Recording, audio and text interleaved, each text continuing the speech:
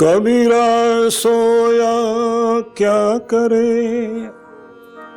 उठ बैठो रहो जाग। जाके संग से बिछुड़ा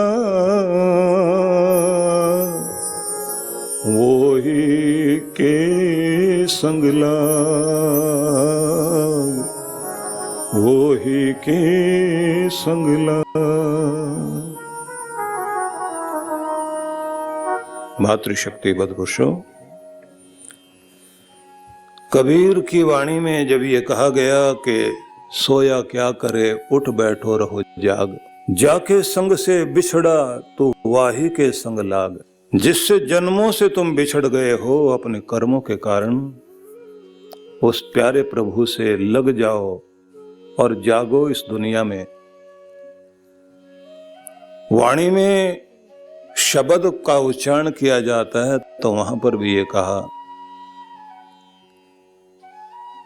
कि जागो रे जिन जागना अब जागन की बार, फिर क्या जागे नानका जब सोवे पांव पसार। मनुष्य की देह आ गई है, इसमें हमने जन्म लिया, मनुष्य का शरीर पाया, तो अब ये जागने की बारी है। और अगर अब भी नहीं जागे तो वो वक्त तो आने ही वाला है कि श्वास निकलेगा और फिर आखिरी नींद सोएगा मनुष्य। तो इसलिए जितना जीवन मिला उस जीवन में अपनी सुंदर व्यवस्था इस तरह से बनाइए कि आप प्रभु का भजन भी कर सकें, शरीर का स्वास्थ्य भी देख सकें, घर परिवार की जिम्मेदारियां भी निभा सकें, सांसारिक कार्य भी आपके हो जाएं, लेकिन साथ साथ व्यक्तिगत उन्नति और आध्यात्मिक उन्नति भी साथ जुड़ जाए। टाइम टेबल बनाना ये बुद्धिमत्ता होती है कि हम इस तरह से अपना समय का विभाजन करें कि समय का विभाजन हमारा इस तरह से हो कि चहुमुखी प्रगति हो सके। चहुमुखी प्रगति के लिए हमारे जीवन के पुष्प के सब पंखड़ियां, सारे कमल दल खुलने चाहिए, खिलने चाहिए। एक व्यक्ति अगर अपने जीवन में एक सामाजिक उन्नति पर ही ध्यान देता रहा और पारिवारिक उन्नति को ध्यान नहीं दिया तो पिछड़ गया। फिर वो एक पंख का पक्षी है और एक पंख का पक्षी कभी भी उड़ान नहीं भर सकता। जिस नौका की एक ही तरफ चप्पू चलाया जाए और दूसरी तरफ चप्पू ना चलाएं तो वो नौका गोल गोल घूमती हुई वहीं पर चक्कर खाती रहती है, आगे नहीं बढ़ती। एक टांग से यात्रा नहीं हो सकती आपकी, इसलिए आपको दोनों पंखों की आवश्यकता है। आध्यात्मिक रूप से भी जागृत होना चाहिए और भौतिक रूप से भी आपको जागृत होना चाहिए। अपना टाइम टेबल उसी तरह से बनाइए कि जिससे आपकी दोनों प्रगति हो सके, क्योंकि अगर सांसारिक प्रगति नहीं होगी तो फिर भोजन नहीं है, छाया नहीं है, कर्तव्य जो जिम्मेदारियां घर परिवार की हैं वो आप पूरे नहीं कर पा रहे हैं, तो उसके बाद भूखे भजन न होए गोपाला, तब तो भजन भी नहीं होगा। तो कोरे अध्यात्म से भी बात नहीं बनेगी और अगर केवल भौतिकवादी बने रह गए तो भी कुछ भी बनने वाला नहीं है, क्योंकि पूरी दुनिया में जो समस्याएं खड़ी हुई हैं, आग लगी हुई पूरी दुनिया के अंदर, एक दूसरे को मिटाने पर लोग तुले हुए हैं। पूरे विश्व में जिस तरह से 2 बड़े बड़े विश्व युद्ध हो चुके जिसमें करोड़ों लोग मारे जा चुके, महामारी ने इतना नहीं मारा जितना मनुष्य ने मनुष्य को मार दिया। अब तीसरे विश्व युद्ध की तैयारी करके लोग बैठे हुए हैं। इतना यूरेनियम इकट्ठा कर लिया है कि धरती को 50,000 बार मिटाकर समाप्त किया जा सकता है, इस पर रहने वाले मनुष्यों को। इतना कुछ इंसान जो है, क्योंकि डरा हुआ इंसान दूसरे से डरा हुआ है तो अपने हाथ में हथियार लिए बैठा है। अब आप देख रहे हैं कि ईरान अपनी तैयारी कर रहा है कि किस तरह से एटॉमिक पावर बन जाए। मैं एक देश की बात क्या करूं, न जाने कितने सारे देश इसी चक्कर में लगे हुए हैं।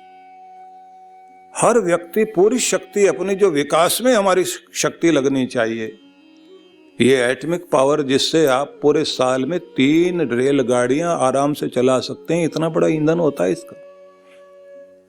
कितने सारे शहरों के अंदर रोशनी दी जा सकती है, कितने कल कारखाने चलाए जा सकते हैं, लेकिन विनाश करने के लिए कहीं अगर डाल दिया जाए तो आप समझ लीजिए 10 साल तक उस भूमि पर कोई कुछ उपजेगा ही नहीं। और उसके रेडिएशन का प्रभाव ये होगा कि 5वीं, 6ठी, 7वीं पीढ़ी तक भी बच्चे अपंग होते चले जाएंगे, रोग पैदा होते चले जाएंगे। इतनी खतरनाक चीज है।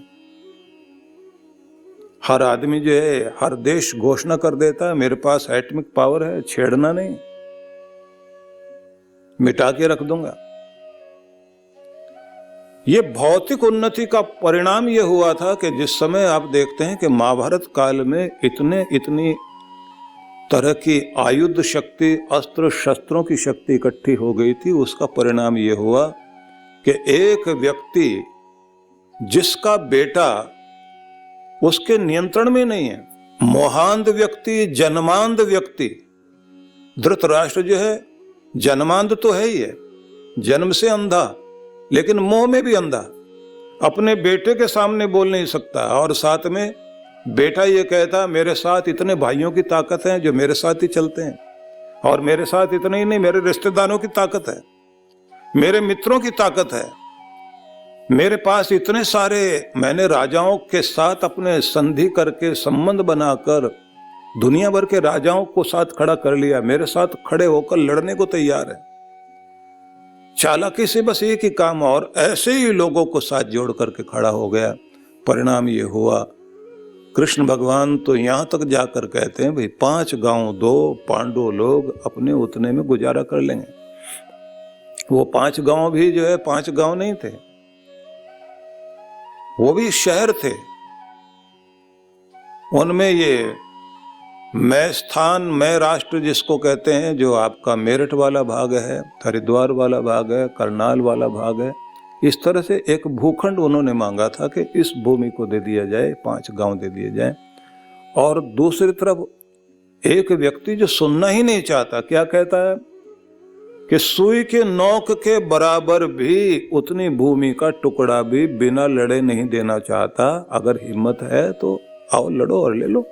भौतिक विकास कर लीजिए कितना भी, आप भाई भाई लड़ेंगे, बेटा मां से, पिता से लड़ रहा है,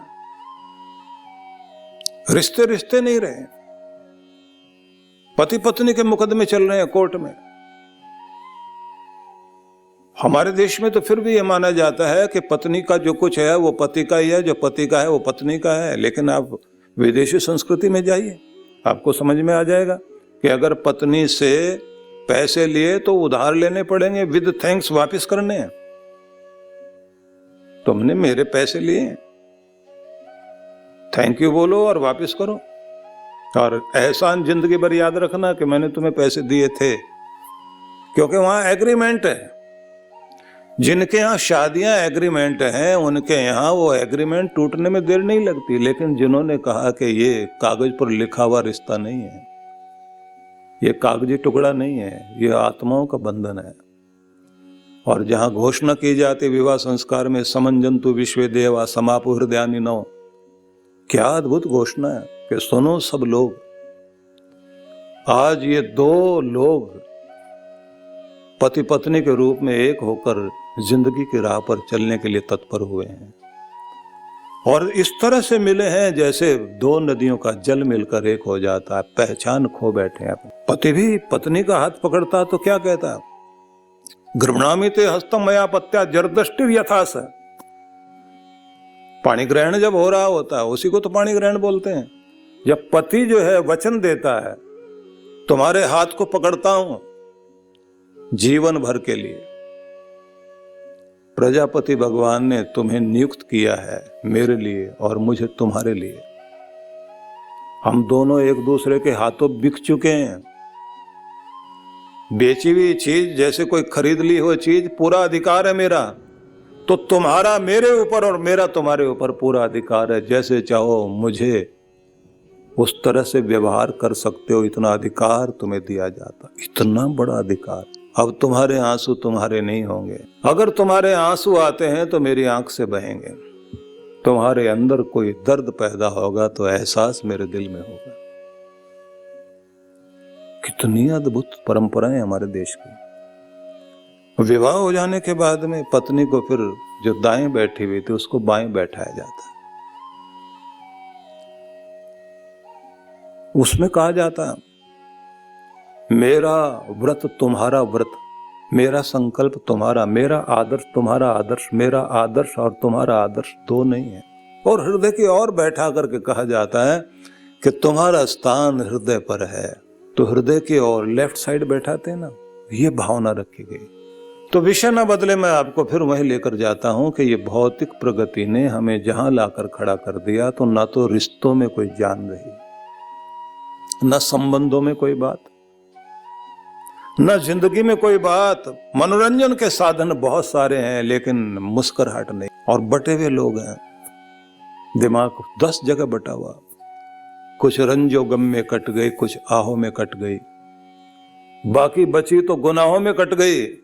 एक राह पे चलने वाले मंजिल को पा गए और राहें बदलने वालों की तो राहों में कट गई। बीत गई जिंदगी ऐसे ही। इसलिए अगर इस जीवन को कीमती बनाना चाहते हैं तो जीवन का लक्ष्य भगवान श्री कृष्ण ने समझाया, आध्यात्मिक रूप से भी प्रगति करो और भौतिक रूप से भी प्रगति करो। इसलिए इन दिनों जो आपके सामने भगवान श्री कृष्ण के संदेश कहे गए, और ये बड़ा सुंदर अवसर था क्योंकि गीता जयंती का अवसर चल रहा था। और गीता जयंती के अवसर पर जब गीता का प्राकट्य हुआ था कुरुक्षेत्र की युद्ध भूमि में, वहां भगवान श्री कृष्ण के मुख से प्रकट की हुई गीता, जिसको भगवत गीता नाम दिया गया, भगवान की गीता। क्योंकि महाभारत में अगर आप देखें तो शांति पर्व में और जो 12वें अध्याय में, वहां पर 9 गीताओं का वर्णन भीष्म ने किया। और उसमें एक व्याध गीता भी है, शिकारी की गीता भी है, एक किसान की गीता है, एक सन्यासी की गीता है, एक सिद्ध की गीता है। सबके अलग अलग नाम है। और वो गीता से मतलब ये गीत हैं, किसान के गीत, सन्यासी के गीत, शिकारी के गीत, व्याध के गीत, अलग अलग तरह के संदेश दिए गए। और उन सब में जैसे व्याध गीता आती है जहां पर यह समझाया गया, मार्कंडेय ऋषि के आश्रम में जाकर जैसे ये लोग बैठे हैं और वहां उन्होंने एक संदेश दिया और उसमें एक कथा सुनाई गई। वो कथा जो है कही जाती है कि एक व्यक्ति जो बड़ी साधना करता करता घर परिवार को छोड़कर और वन में साधना करते करते तपश्चर्या को इतना ऊपर लेकर के गया कि उसके तप का प्रभाव इतना बड़ा हो गया कि उसके शरीर के चारों तरफ एक ओरा फैल गया। और वह जैसे ही ध्यान करके किसी भी चीज पर मन को केंद्रित करता है तो किसी तिनके में आग लग जाए, कहीं पर भी देखे तो वो अग्नि को जागृत कर सकता था। पेड़ के नीचे बैठे बैठे उस तपस्वी ने जैसे ही ऊपर की तरफ मुंह किया था फल देखने के लिए, लेकिन उसके माथे पर तो एक कव्वे ने बीट कर दी। इतना गुस्सा आया कि अपवित्र जीव, और उसने हमको अशुद्ध कर दिया। और इस समय हम अपने तप के बल पर साधना कर रहे हैं। उसने वहीं से अपनी पूरी तेजोलेशा को केंद्रित करते हुए आंखों से ज्योति प्रकट की, और कौवा उससे ऐसा घायल हुआ, जला कि जलकर उसी समय नीचे गिर पड़ा। अब इनके आंखों में, क्योंकि जब आदमी जो है अपनी ऊर्जा को हिंसा में लगातार दूसरे को पराजित कर देता है, पराजित करते ही मन में भाव आता है मैं तो कुछ हूं। अब वो खड़े हुए टहलते रहे, है कोई आए मेरे सामने। फिर भूख लगी, वन में घूमते घूमते वहां तो कुछ था नहीं, तो नगर में चले गए वहां भिक्षा मांगने के लिए। एक दरवाजे पर खड़े होकर उन्होंने भिक्षाम देहि जैसे बोला, भवती भिक्षाम देहि शब्द भी पूरा नहीं बोला। तो अब वो महिला अंदर से कहती है कि आती हूं बाबा जी, अभी रुक जाइए, देर हो गई बहुत। इन्होंने फिर आवाज लगाई तो वो फिर कहती आती हूं। भिक्षा देनी ही नहीं देनी है कि नहीं, आपके लिए तैयारी हो रही है, बस आप रुके रहिए।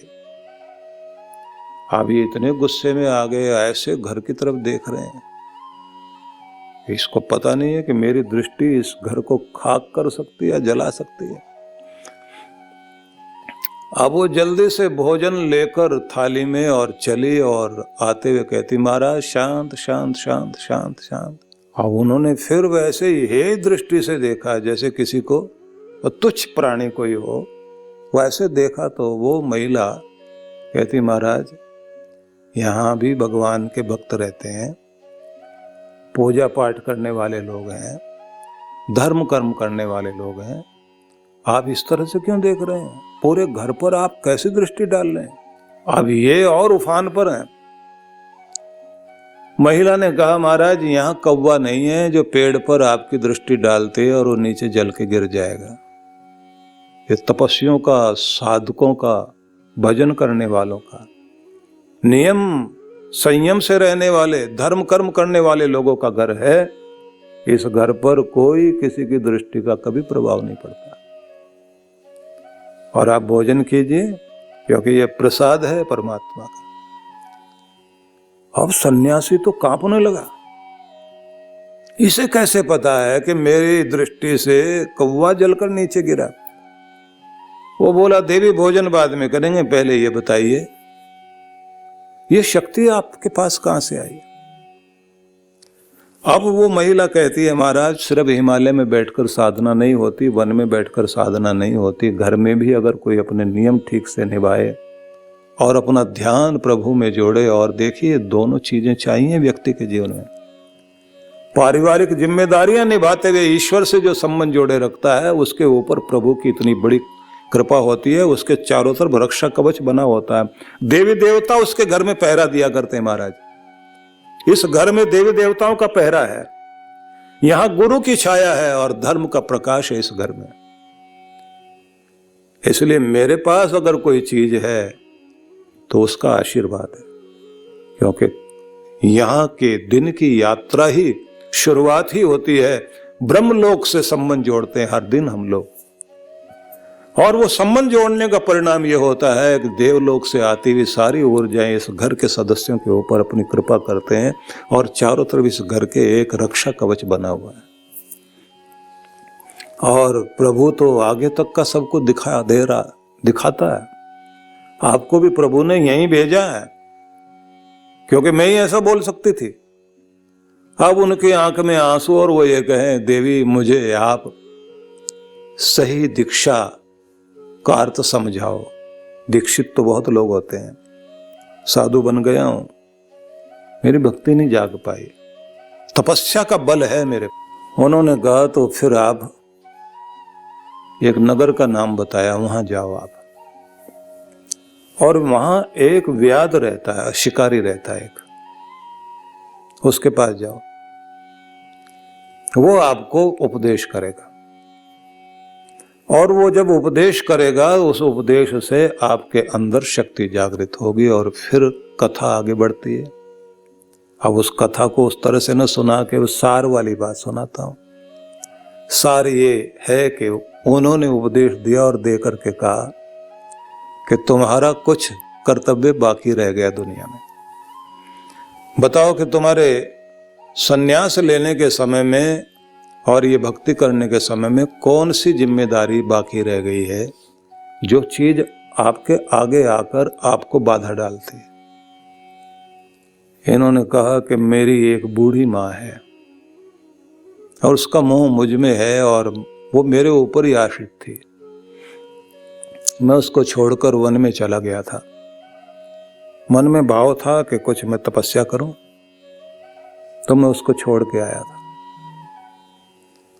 तो इन्होंने कहा, उस शिकारी ने बताया कि जाओ, मां के पास रहना पड़ेगा तुम्हें। और उसके आशीर्वाद लो। वहां रह करके तप करो, क्योंकि तुम्हारी परीक्षा का समय जो है वहां है। जहां पर गुस्सा दिलाने वाले लोग हों, वहां तुम्हारे गुस्से की परीक्षा होगी। झूठ बोलने वालों के बीच में तुम्हारे सत्य की परीक्षा होगी। और जहां तुम्हारी सहनशीलता को चैलेंज किया जाएगा, वहीं तो तुम्हारी तपस्या की परीक्षा होगी। आप तप तो करके आ गए महाराज, लेकिन अभी एग्जाम्स तो पास करे ही नहीं है, डिग्री कब मिलेगी। पहुंचो अपने घर में और फिर कर्तव्य निभाने के बाद वहीं के साथ फिर यहां आओ। और हो सकता है तो वहीं से कार्य करते करते, क्योंकि गुरुजनों का कार्य होता है सर्वांगीण उन्नति को ध्यान में रखते हैं कि परिवार भी तुम्हारा ठीक चल सके और तुम अपना भी उद्धार कर सको। हाँ, वो भी एक बात होती है।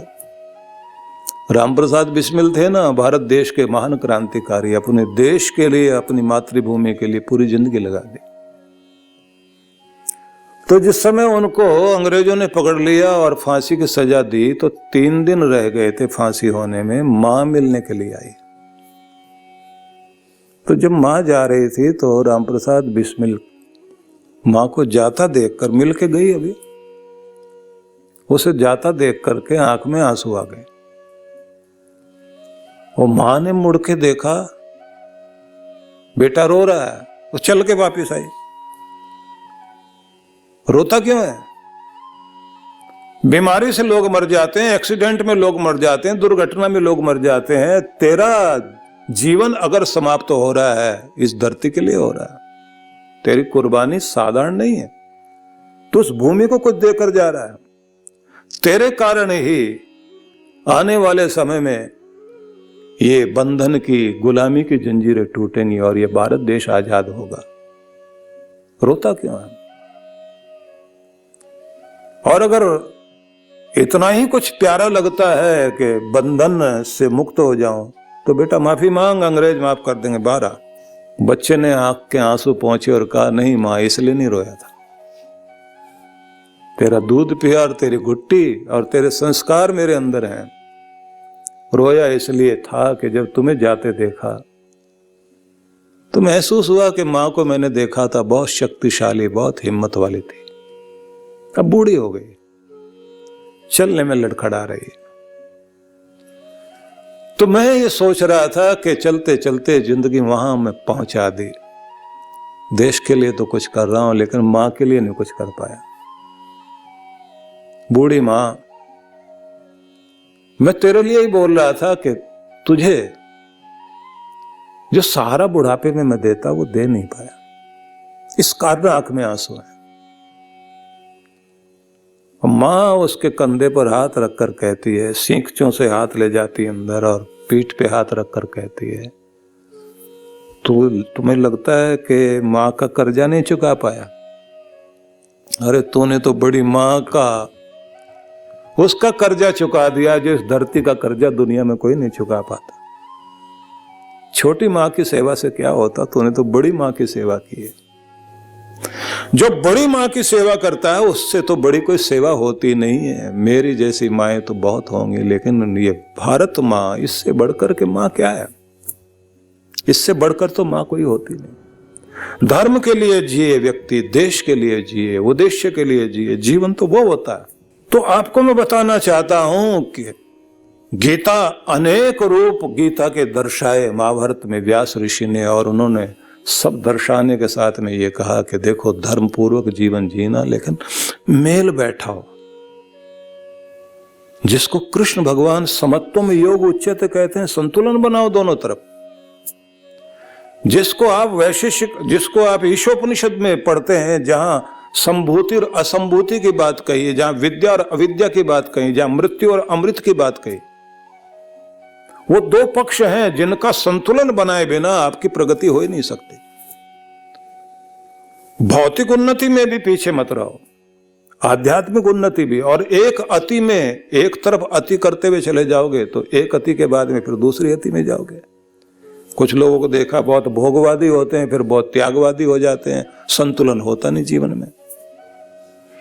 भगवान श्री कृष्ण ने ये सारी चीजें समझाने के साथ में स्वरूप दर्शाया। भगवान का स्वरूप क्या है? त्वमादिदेव पुरुषः पुराण त्वमस्य विश्वस्य परम निधानम वेत्तासि वेद्यम च परम च धाम त्वया ततम विश्वमनंत रूपम। भगवान की महिमा गाई है, और ये महिमा जो अर्जुन के मुख से प्रकट हुई कि मैंने जान लिया कृष्ण आपके स्वरूप को, आप ही आदि देव हैं, पुरुष पुराण हैं, सनातन देव हैं, इस पूरे विश्व के परम निधान हैं, आप ही सब कुछ जानने वाले हैं और आपको ही जानना चाहिए इस दुनिया में, आप ही सबका आश्रय हैं, आपसे बढ़कर कोई भी इस पूरे विश्व में नहीं है, सर्वोपरि आप ही हैं। भगवान की महिमा का गुणगान किया, और साथ साथ में आपको जैसे मैंने श्लोकों के माध्यम से बताया था कि भगवान कह रहे हैं मत चित्ता मदगत प्राणा बोधयंत परस्परम, वे प्यारे लोग जो मुझ में अपने प्राण लगाकर और मुझे ही अपने चित्त में बसाकर मेरा ही ध्यान करने वाले और मेरा ही ज्ञान और प्रचार करने वाले जो लोग हैं, और मेरा ही कथन करके जो आनंद मनाते हैं और मुझ में ही जो रमण करने वाले लोग होते हैं, वो मेरे प्यारे लोग। वो कैसे लोग? तेषाम सतत युक्ता नाम भजताम प्रीतिपूर्वकम ददामि बुद्धि योगम तम एन माम उपयांति ते।